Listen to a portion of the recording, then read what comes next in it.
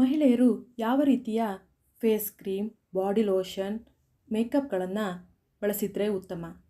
ಅಡ್ವರ್ಟೈಸ್ಮೆಂಟ್ಗಳಲ್ಲಿ ತೋರಿಸೋದೆಲ್ಲ ಸತ್ಯನಾ? ನಿಜವಾಗ್ಲೂ ಅಡ್ವರ್ಟೈಸ್ಮೆಂಟ್ಗಳು ತೋರಿಸೋದು ಸುಳ್ಳು. ಜನರನ್ನು ಉದ್ಧಾರ ಮಾಡಲಿಕ್ಕೆ ಬಂದಿರುವ ಪ್ರಾಡಕ್ಟ್ಗಳು ಇವುಗಳಲ್ಲ.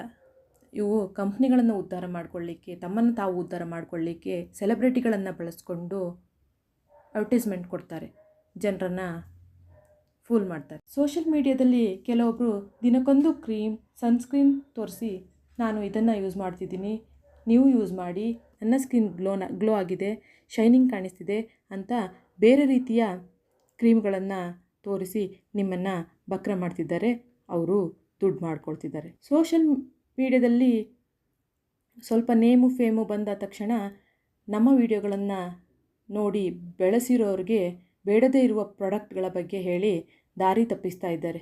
ಹತ್ತಿದ ಏಣಿಯನ್ನು ಒದೆಯೋದು ಅಂತಾರಲ್ಲ, ಹಾಗಾಯಿತು. ಒಬ್ಬ ಮನುಷ್ಯ ದಿನಕ್ಕೊಂದು ಪ್ರಾಡಕ್ಟ್ಗಳನ್ನು ಬಳಸೋಕ್ಕೆ ಸಾಧ್ಯನಾ? ದಿನಕ್ಕೊಂದು ಕ್ರೀಮ್ಗಳನ್ನು ಹಚ್ಚಿ ನಾವು ಇದನ್ನೇ ಯೂಸ್ ಮಾಡೋದು ಅಂತಾರಲ್ಲ, ದಿನ ಅವರ ವಿಡಿಯೋಗಳನ್ನು ನೋಡುವವರಿಗೂ ಅನಿಸಲ್ವಾ ಅದು ಮುಖನ ಬಚ್ಚಲು ಮನೆನಾ ಅಂತ? ಯಾವುದೇ face cream, makeup, body lotion ಬಳಸೋದು ಒಳ್ಳೆಯದಲ್ಲ.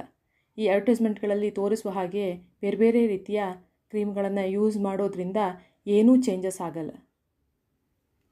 ಮುಖ ಗ್ಲೋನೂ ಆಗಲ್ಲ, ಸ್ಕಿನ್ ಡ್ಯಾಮೇಜ್ ಆಗುತ್ತೆ. ಯಾವುದೇ ಫೇಸ್ ಕ್ರೀಮ್ ಅಥವಾ ಮೇಕಪ್ ಕಿಟ್ಗಳಲ್ಲಿ ಯೂಸ್ ಮಾಡಿರೋದು ಏನು ಅಂತ ಫಸ್ಟ್ ತಿಳ್ಕೋಬೇಕು. ಯಾವುದೇ ಕೆಮಿಕಲ್ ಯೂಸ್ ಮಾಡದೆ ಯಾವ ಪ್ರಾಡಕ್ಟ್ಗಳನ್ನು ತಯಾರು ಮಾಡಲಿಕ್ಕೆ ಸಾಧ್ಯನೇ ಇಲ್ಲ. ಇವುಗಳನ್ನೆಲ್ಲ ಬಳಸೋದ್ರಿಂದ ರೋಗಗಳು ಹೆಚ್ಚಾಗ್ತವೆ ಅಷ್ಟೆ. ಹಾಗಾದರೆ ಏನು ಬಳಸಬೇಕು? ಮೊದಲಿನ ಕಾಲದಲ್ಲಿ ಏನು ಉಪಯೋಗಿಸ್ತಿದ್ರು? ಅರಿಶಿಣ, ಹಾಲಿನ ಕೆನೆ, ಕಡಲೆ ಹಿಟ್ಟು, ಮೊಸರು ಈ ರೀತಿಯ ಮನೆಯಲ್ಲೇ ಸಿಗುವ ವಸ್ತುಗಳನ್ನು ಬಳಸಿ ಫೇಸ್ ಪ್ಯಾಕ್ಗಳನ್ನು ಮಾಡಿಕೊಳ್ಳಿ. ವಾರಕ್ಕೆ 2-3 ದಿನ ಆದರೂ ಬಳಸಿ. ಟೊಮೆಟೊನ ಕಟ್ ಮಾಡಿ ಮುಖಕ್ಕೆ ಮಸಾಜ್ ಮಾಡಿಕೊಳ್ಳಿ. ಮನೆಯಲ್ಲೇ ಸಿಗುವ ಅಲೋವೆರಾ ಜೆಲ್ಗಳನ್ನು ಬಳಸಿ. ಈ ರೀತಿ ಮಾಡೋದ್ರಿಂದ ಮುಖಕ್ಕೆ ಗ್ಲೋ ಖಂಡಿತ ಬರುತ್ತೆ, ಮೊಡವೆಗಳು ಕಡಿಮೆ ಆಗುತ್ತೆ. ಕೆಮಿಕಲ್ ಬಳಸದೇ ಇದ್ದರೆ ಸ್ಕಿನ್ ಹೆಲ್ದಿ ಆಗಿರುತ್ತೆ. ಸ್ಕಿನ್ಗೆ ದಿನ ಕೊಬ್ಬರಿ ಎಣ್ಣೆ ಹಚ್ಚಿಕೊಂಡು ಮಸಾಜ್ ಮಾಡೋದ್ರಿಂದ ಸ್ಕಿನ್ ಹೊಳೆಯುತ್ತೆ.